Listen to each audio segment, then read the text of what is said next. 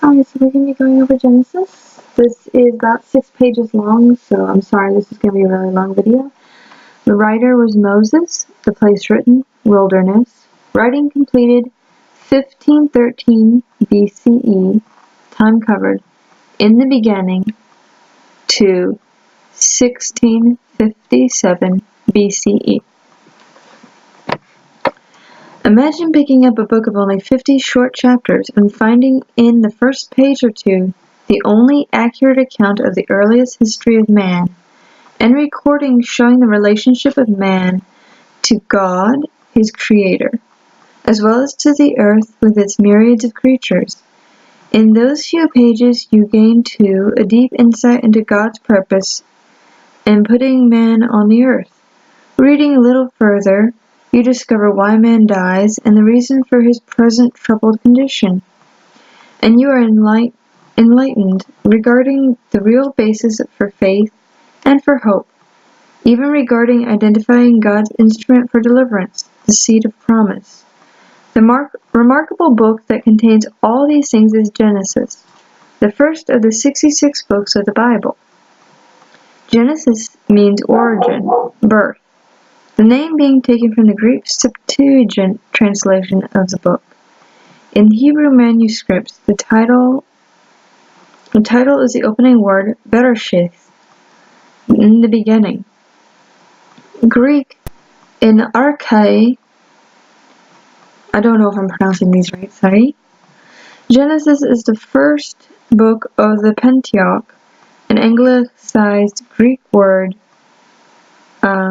meaning 5 rolls, or fivefold volume. Evidently, this was originally one book called the Torah Law, or the Book of the Law of Moses, but was later divided into 5 rolls, making it easier for handling. Jehovah God is the author of the Bible, but he inspired Moses to write the book of Genesis. From where did Moses get the information he recorded in Genesis? Some could have been received directly by divine revelation, and some, under the direction of Holy Spirit, through oral transmission. It is also possible that Moses possessed written documents preserved by his forefathers as precious, valuable records of the origins of mankind. It was possibly in the wilderness of Sinai in 1513 BCE that Moses, under inspiration, completed his writing. Where did Moses obtain the information for the last part of Genesis? Since his great-grandfather Levi was the half-brother of Joseph, these details would be accurately known within his own family. Levi's life may have even overlapped that of Moses' father Amram. Further, Jehovah's Spirit would again ensure that the correct recording of this portion of the Scriptures. There is no question as to who wrote Genesis, the book of law of Moses, and similar references to at least 5 books of the Bible, which Genesis is one. They are found often from the time of Moses' successor, Joshua, onward. In fact, there are some 200 references to Moses in 27 of the later Bible books. Moses' writership has never been questioned by the Jews. The Christian Greek scriptures make frequent mention of Moses as the writer of the law, the crowning testimony being that of Jesus Christ. Moses wrote at Jehovah's direct command and under his inspiration.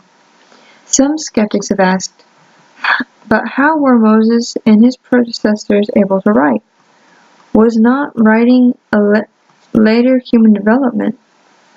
Writing evidently had its start in early human history, perhaps before the deluge of Noah's day, which occurred in 2370 BCE.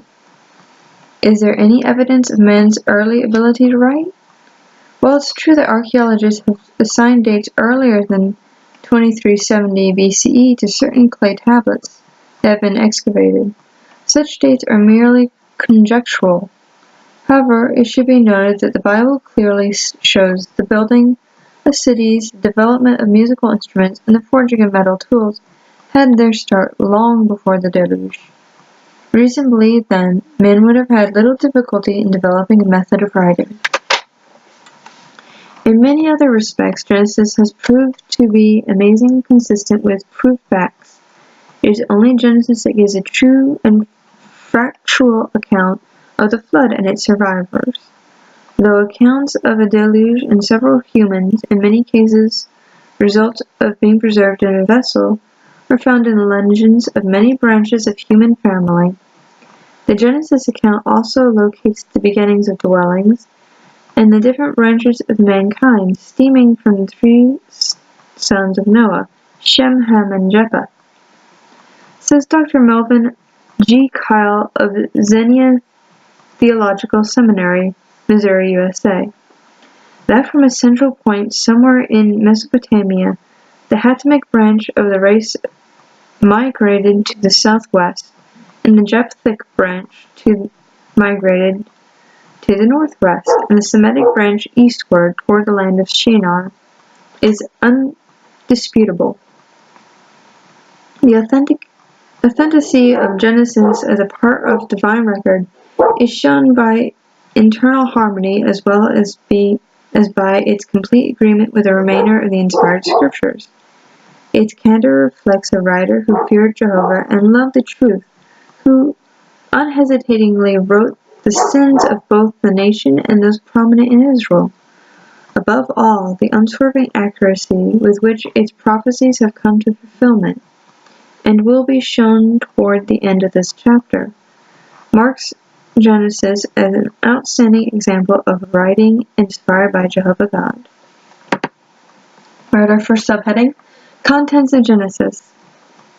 Creation of the heavens and earth, and actually I'm going to stop it here and I'm going to do each subheading as a different video, so I'll be right back.